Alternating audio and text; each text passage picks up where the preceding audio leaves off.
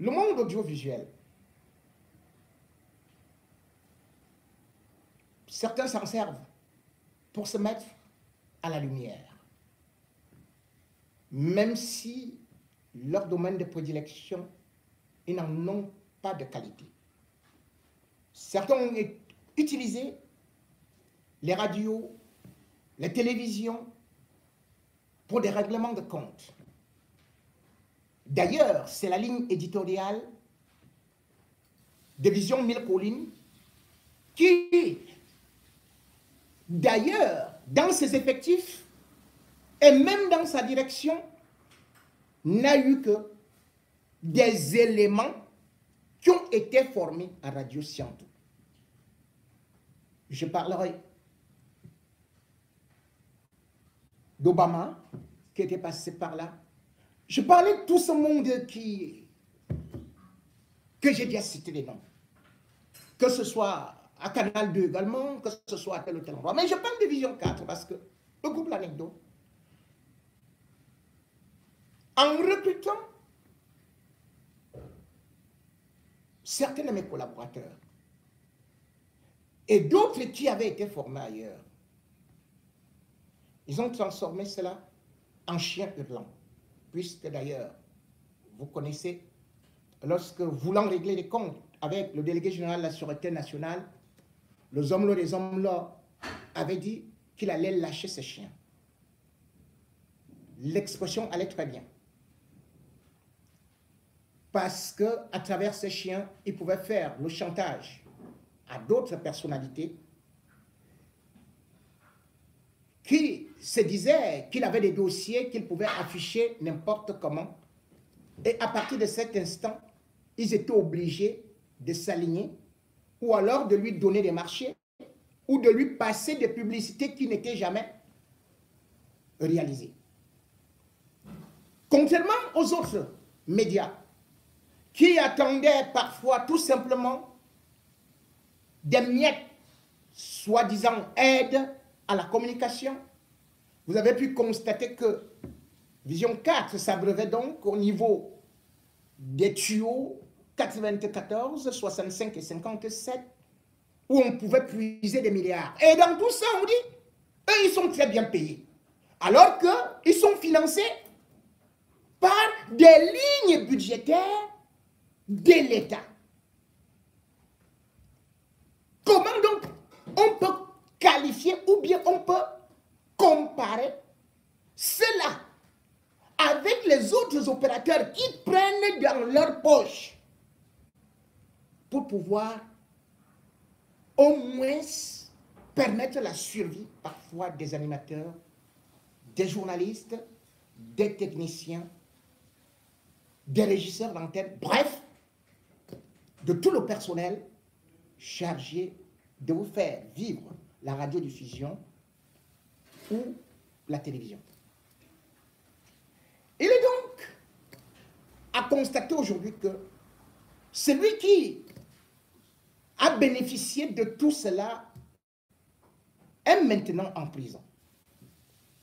Et étant en prison, on réalise que les choses ne marchent plus et que tout est en train de vouloir stagner. Des mises en congé technique, au licenciement abusif, là-bas, personne ne demande les indemnisations, personne ne demande son immatriculation. Tout le monde, à la maison, on ferme le bec parce que celui-là, on trouve qu'il est très dangereux ou alors qu'on ne peut pas l'attaquer frontalement.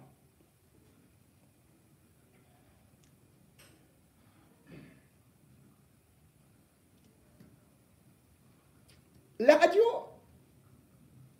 la télévision, la presse écrite lui ont donc servi de véritables outils pour dominer justement certains membres du gouvernement qui aujourd'hui font tout et tout pour chercher à faire qu'ils puissent sortir parce que, dit-il, il risque de parler. De quoi ont-ils peur? Nous n'en savons rien. Certains de ses collaborateurs également d'hier, qui, grands universitaires, se sont mis ventre à terre parce qu'ils voulaient le salaire. Aujourd'hui, ils sont aussi dans la même situation puisqu'ils n'ont plus rien. Ils ont même vu leur véhicule retiré. Tel est le cas d'Albert Mbida. Albert Mbida, grand journaliste au poste national et sénateur, a donc accepté de jouer le rôle du conseiller des hommes-là des hommes-là. Et vous avez suivi de la manière hyper cavalière par laquelle il a été viré de cette structure. Et on lui a demandé d'aller remettre le véhicule de service, ce qu'il avait d'abord refusé. Mais par la suite, les menaces venant de la part du garde des Sceaux, il était obligé d'aller remettre le véhicule de service. Mais cependant, beaucoup ne sont pas capables d'admettre qu'ils n'ont pas de salaire, qu'ils sont dans la galère. Ils font semblant être toujours payés. Et pourtant, c'est le cas d'un gars, d'un grand monsieur que nous admirions à l'époque, Albert Mbida. Albert Mbida, le 12 dernier, le 12 juin donc, il allait à la prison principale pour voir son ancien patron. Il était avec un monsieur dont je ne connais pas l'identité, mais je sais qu'il était assez corpulent. Je ne sais pas si c'était son garde du corps ou si c'était un grand boxeur pour aller en finir avec les hommes-là des hommes-là. Il est arrivé à la prison principale exactement à 10 h. Et c'est là où les gardiens de prison, à la charge des hommes-là, sont partis le voir alors qu'il était déjà en train de prendre son petit café, son petit déjeuner, avec, bien évidemment, Mélissa. Ah oui, Mélissa va prendre le déjeuner en prison, hein? Pablo Escobar mange avec la famille en prison.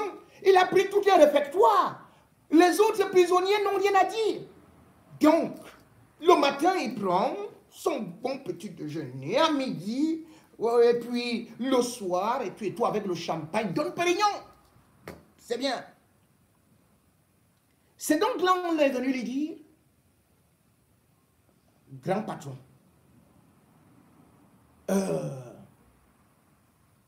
monsieur, il y a un monsieur là, qu'on appelle Albert Mbida, qui est venu vous voir. Mais il a abandonné et Mélissa avec ses 4 gardes du corps. Parce que Mélissa actuellement a 4 gardes du corps, hein, qui lui sont collés là pour la surveiller. Je vais revenir sur ça beaucoup plus tard. Parce qu'il y a des femmes et il y a des hommes qui changent de... Les hommes là, des hommes là s'est levé. Il a couru vers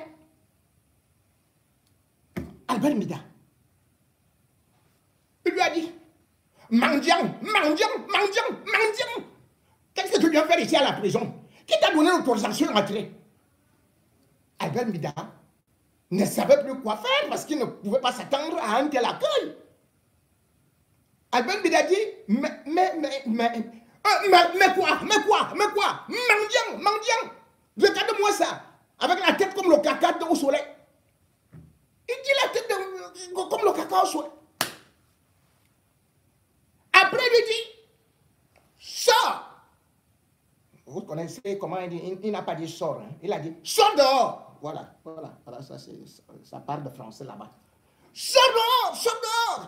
Sinon, on va te boxer tout de suite. Lui-même, il a commencé à faire l'échauffement. Il appelle les gens là, les gens qui sont ces petits, qui lui font la talakou là, les ambazoniens, les gars nordistes là. Vous allez remettre la plat en prison. Albert Mbida commençait à trembler. Et puis, Albert Mbida, acculé, a pris la parole. Et lui dit, mais,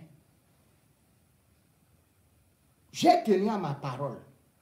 Vous m'avez demandé d'aller déposer la voiture de service que j'avais déjà confisquée. Je suis parti déposer. Maintenant, je passe à Vision 4 chaque jour pour récupérer mes 4 mois de salaire. Sans oublier que vous me deviez aussi 2 mois. Ça fait donc 6 mois de salaire impayé. C'est ça que moi je suis venu, je suis parti là-bas. Ils m'ont dit que Vision 4 n'a même pas un centime dans les caisses. Que ce n'est que vous qui pouvez faire quelque chose pour que je sois payé parce que j'ai des charges, j'ai la... Il n'a pas terminé. Zomlo avait déjà, il avait déjà plié sa chemise que bon, je vais te casser la gueule. Regarde-moi ça. Tu me demandes de quel argent? Hein? Regarde-moi un type comme ça. Un type comme ça, tu me demandes de l'argent. Qui doit l'argent à l'autre? Tu faisais d'abord quoi même à Vision 4? Hein? Un bilan, tu faisais quoi à Vision 4? Dis-moi. Chaque matin, tu te levais pour aller seulement à Sintra. Tu commençais à boire là-bas, boire. Un soulard comme ça, soulala. Quand tu finissais de boire là-bas, tu commençais à jouer au PMUC. Un bira. Hein? Regardez-moi un caca comme ça. Fainéant, sorcier. Albert Mbida reste. Il me dit, tu n'as même pas honte, tu viens me demander de l'argent? Ce n'est pas moi. Moi, Mourou. Moi, Zomlé de Zomlois. Ce n'est pas moi qui ai fait que tu deviennes sénateur. Hein? J'ai eu le chef de l'État. Hein? Donc, toi, tu commences à venir maintenant me demander. Depuis que j'étais alors abandonné, tu es devenu quoi? Hein? N'est-ce pas que voilà, tu es devenu un clochard? Parce que j'ai fait qu'on t'enlève le sénateur. Donc, Pablo Escobar, il est en prison. Il dit qu'il a vu bien. Donc, vraiment de Dieu. Pour qu'on enlève le type là, sénateur.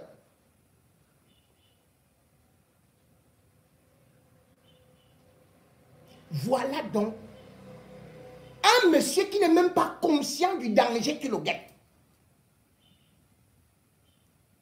Non seulement il n'a jamais respecté ses collaborateurs, parce que je raconte ça pour vous dire, je n'ai jamais vu M. Siantou faire ça. Ni me parler mal, ni agresser mes collaborateurs. C'est monsieur très respectueux. Et pourtant, chacun peut voir les investissements qu'il a eu à faire. Mais vous n'allez pas entendre que wow, je suis le grand milliardaire et tout. C'est un problème d'éducation. Albert Mbida a été chassé comme un chien. D'ailleurs, il appelait chien galeux. Chien galeux. Regardez sa tête comme le caca au soleil. Regardez sa tête. Un bicoup. On lui dit, Zomlo, mais puis beaucoup lui aussi, il va dire un bicoup. Voilà comment on a chassé Albert Mbida. Vous avez vu comment il a fait avec Marshal Owona, non? N'est-ce pas, je vous avais dit qu'il va chasser Marshal Owona. Et là où il est donc en prison, justement, il a chassé Marshal Owona, comme je vous annonçais déjà, parce qu'il est parti créer encore une association de malfaiteurs en prison. Et il va rencontrer un féman qui s'appelle Foué Amougou Cédric. Foué Amougou Cédric est celui-là qui avait créé cette entreprise d'escroquerie qu'on appelait la MIDA. La MIDA, comment est-ce qu'ils appelaient ça ou quoi? Mission d'intégration, quoi, quelque chose comme ça, d'Afrique. Voilà. Vous vous souvenez de ça? Nous sommes en 2018.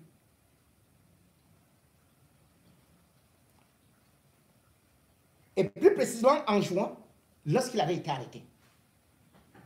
Et il se retrouve à la prison principale de Kondengi. Il est le plus grand ami du Zomlo là-bas.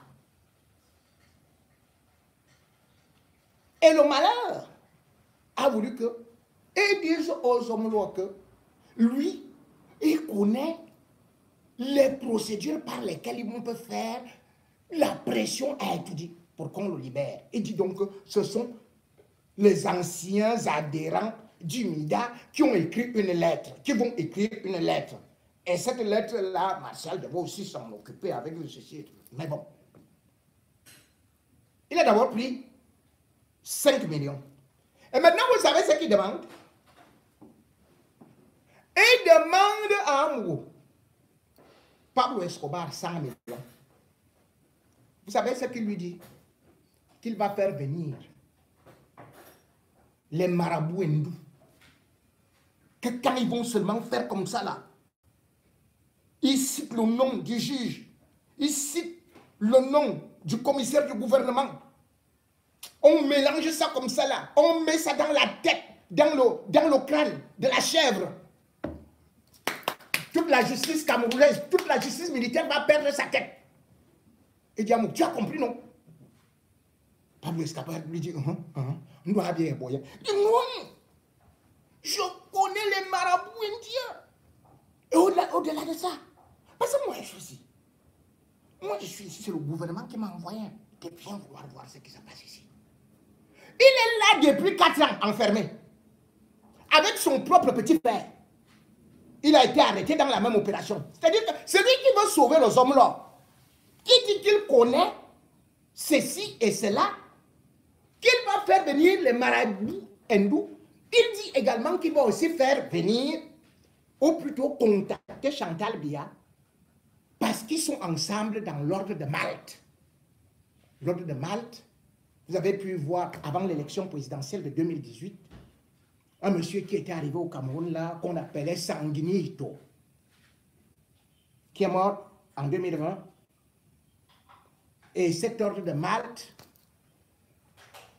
qui ressemble à un ordre religieux, est aussi un ordre qu'on peut parler d'une loge qui a été reconnue comme ça et qui collabore beaucoup avec Étudie. Donc, dernièrement, ils sont revenus au niveau d'Étudie, où ils ont rencontré Chantal Biya. Peut-être Chantal Biya prépare déjà aussi un coup pour dépasser Franck Biya, peut-être récupérer le pouvoir après, parce qu'on ne sait pas. Parce que quand vous voyez les gens de l'ordre de Malte arriver à Étudie, cela veut dire qu'il y a un grand coup ou quelque chose qui est en train de se préparer. Lui, donc, il dit donc aux Zomblocs, moi, ça, ce sont mes gens. Parce que justement, quand on l'avait arrêté, il mentait aux adhérents, il présentait Samida comme la commanderie d'Afrique de l'ordre militaire et hospitalier. Saint-Jean. Quand on parle de Saint-Jean, c'est l'ordre de Malte. Il parlait à d'autres que c'est l'ordre apostolique Saint-Jean. Donc même ses sœurs, ses mères, ses cousines étaient présentées comme des religieux. Et c'est comme ça qu'ils ont endormi tous les Camerounais. Vous vous souvenez de cette histoire, puisque, effectivement, il vous disait qu'il suffit tout simplement de l'inscription là, c'était 12 500, non? 12 500, et vous deviez gagner, je crois, au bout seulement d'un mois, vous devriez gagner 65 000. Il fallait payer quelques petites bisbilles là qui allaient jusqu'à 40 000. Vous vous souvenez de cette histoire qui a fait scandale? Puisque quand on les arrête, justement, les adhérents non plus ne reçoivent plus de l'argent. Et à la 8e, ils étaient déjà à la 8e vague de Femania. Ils avaient pris l'argent aux Camerounais à hauteur de 18 milliards 847 millions de francs CFA.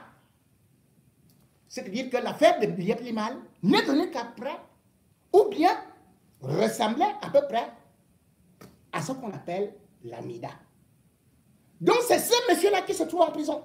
Il n'est pas en prison seul, hein. Je vous ai dit, il est là-bas avec son petit frère.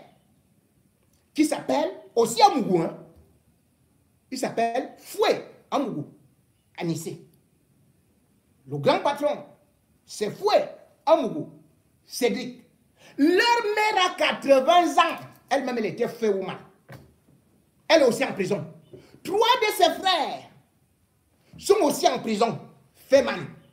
Et Pablo Escobar, Amougou, d'un Sam, il devient maintenant leur grand ami, comme lui aussi, c'est Amougou.